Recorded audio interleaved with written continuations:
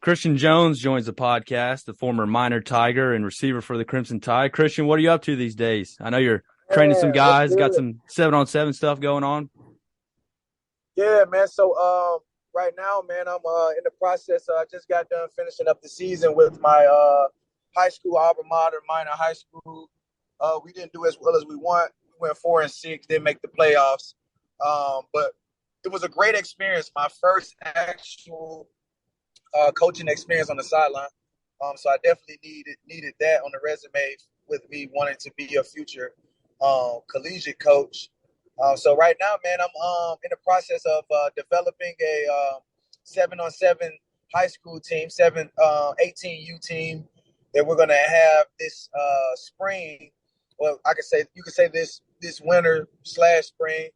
It's gonna start in January and we'll finish up in April, and then set up between May and July to get ready for regionals in July.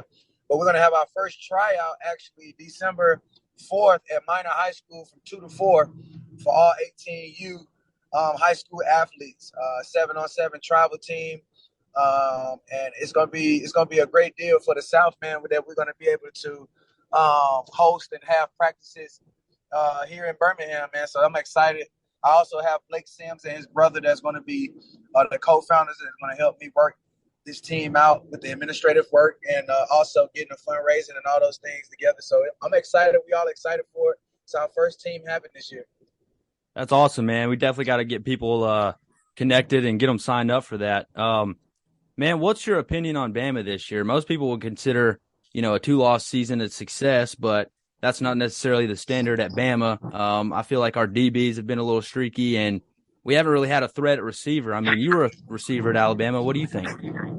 I do think this is one of the a different Alabama team that we're used to.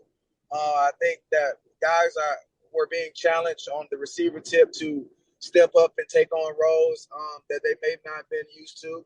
And leadership and positions on the team change every year. And what I mean by that is to step up and be that guy, it has to happen on a consistent basis at practice, the off season, and in training camp, so that you can have those habits and the chemistry with your quarterback. I don't think the chemistry is there with our quarterback and receiver group on a consistent basis.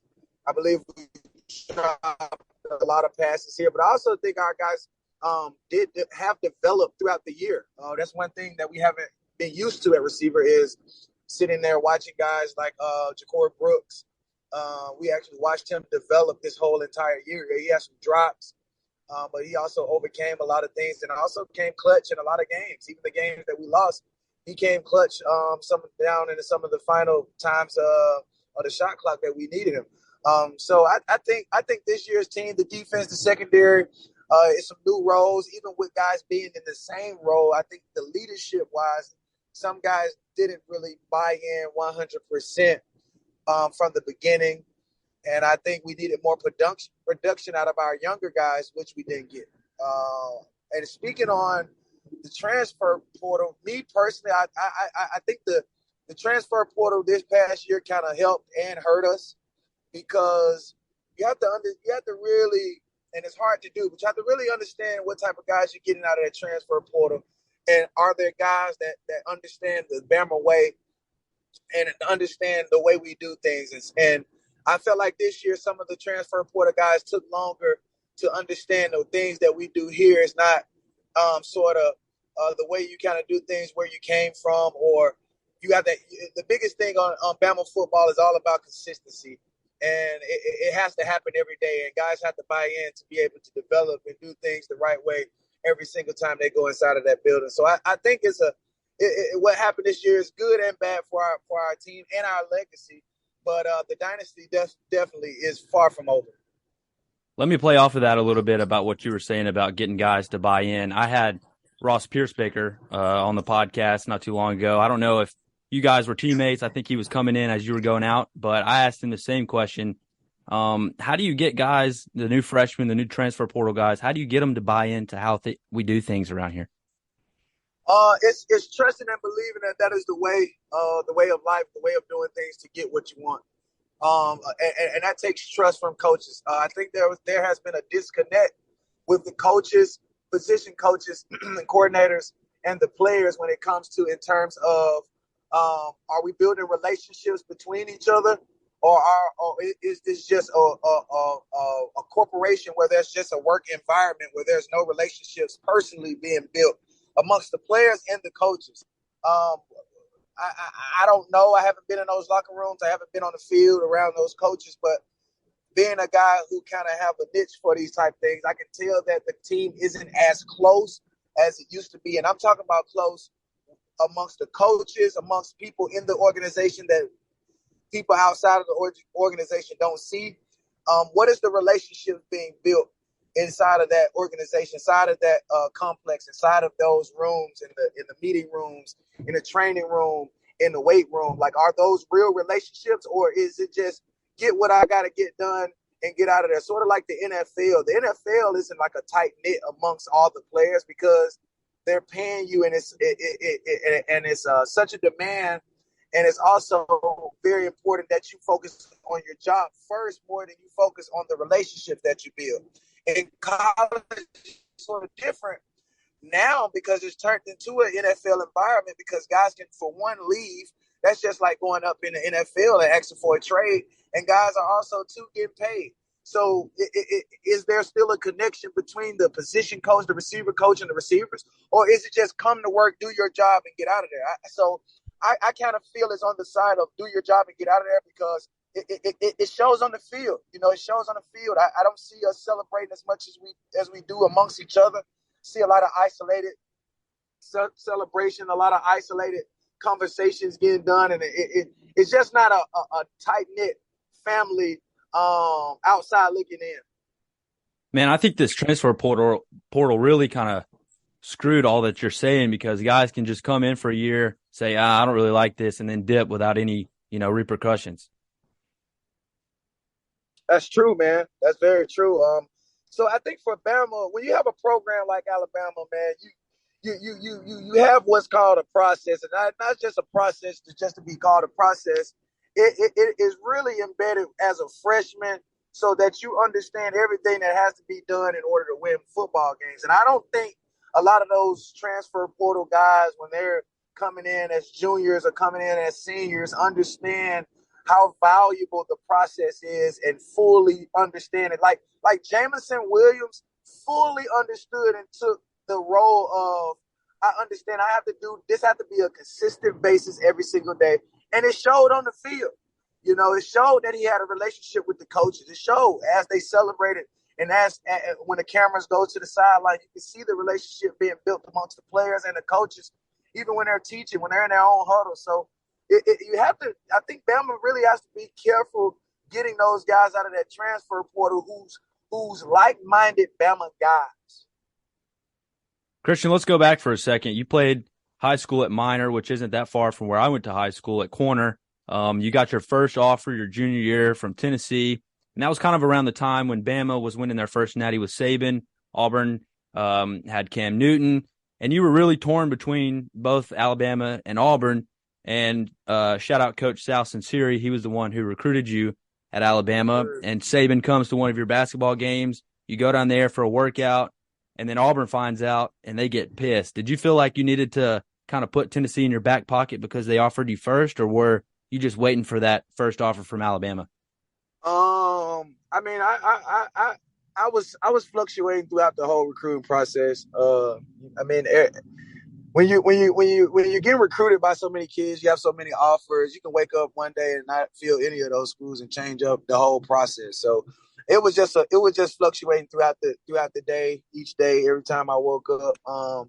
But I've always knew I wanted to stay in Alabama. A lot of people don't know, but when I was in like the the fourth grade, I wrote that I would play for the University of Alabama. So I've always been an Alabama fan. I didn't watch Alabama as much growing up, but I just always knew they were dominant, and that was somewhere that I wanted to be. So my family had the chance to come and watch me play. So definitely was in between Alabama and Auburn after especially watching Auburn handle business in 2010.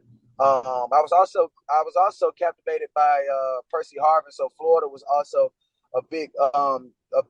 option for me as well. But I knew the moment I met Nick Saban, just even before he offered me, the moment I met Nick Saban and how serious and about business he was, I knew then I wanted to go to Alabama, and I wanted to be a coach.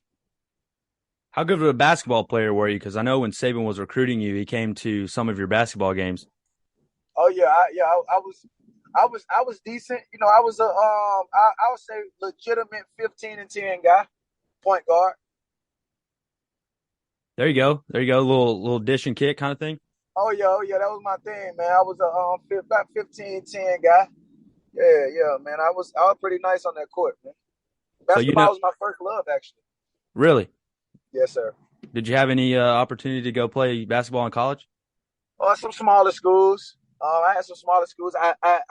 We did a summer tournament at UAB, and they was interested, but I was getting so much recognition in football. They kind of already knew, like, yeah, we're not going to even worry about recruiting you. We know what kind of where you're going to head. Right. Man, I got to ask you.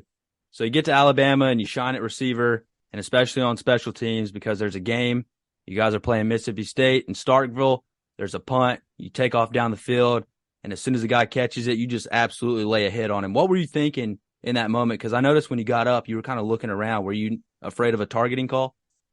Definitely was afraid of a targeting call, but I was definitely trying to bury him inside of the ground. I wanted to sort of end everything he had going on in that game. So, yeah, that's what I was thinking, man. Bury him. And once I hit him, I just knew I was going to get a targeting call, but I didn't. So I thank God for that.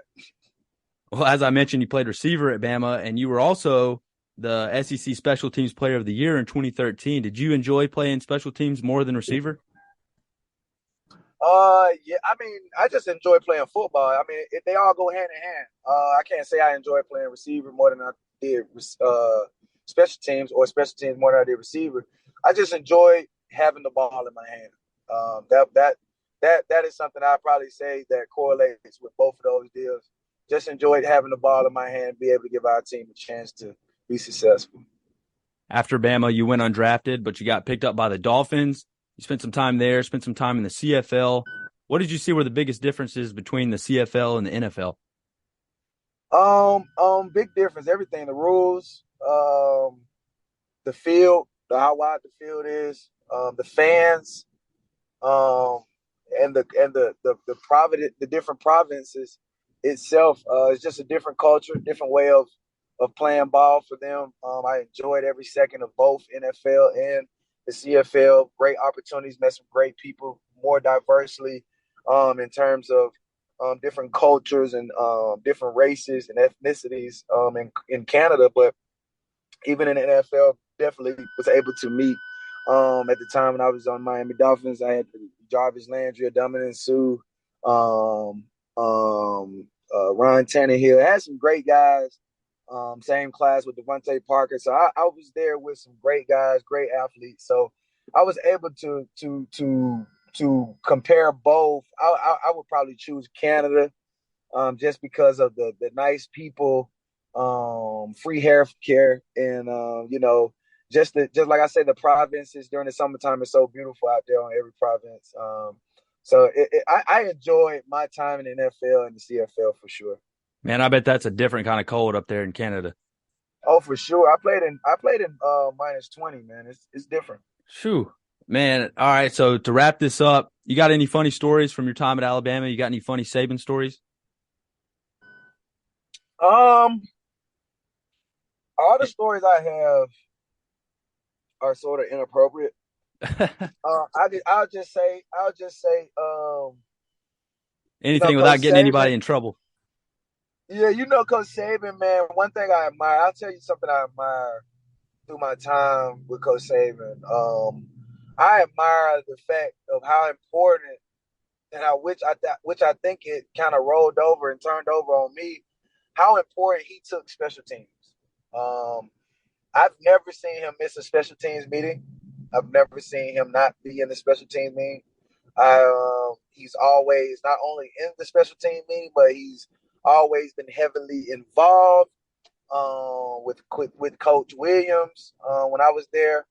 And he made it known how important special teams is. And when we were, and it take me to the point of this whole entire year, we didn't impact the game on any special teams play. I think Kool-Aid had the game where he had about 5 go for 50, 4 or 5 go for 50, and I think we had that. I think once we subbed him out, our backup punt returner took one to the house. I forget who we were playing, but and you know, we don't discredit who we play, but of course of the season, Bama is known for having a heap of, and I'm not just talking about returns. I'm talking about big hits. We're talking about causing fumbles and getting the ball back, and Bama just really lacked that. So, in terms of you asking me that, I think those players need to understand how important every phase of the game is, especially special teams, because we need to get back to disrupting the game with stealing points on a punt return or a kick return, or getting the ball back when we punt them the ball and make tackles and big hits. Those type of things are momentum shifters that we need that will help us be successful down the road. Christion, I appreciate you taking the time to chat some ball with me, man. Roll Tide. Man, roll Tide, Skylar, man. Anytime, I would love to get back on here and discuss more ball, man, with you, man. I really appreciate you having me on. Yes, sir. You have a good night. You too, man.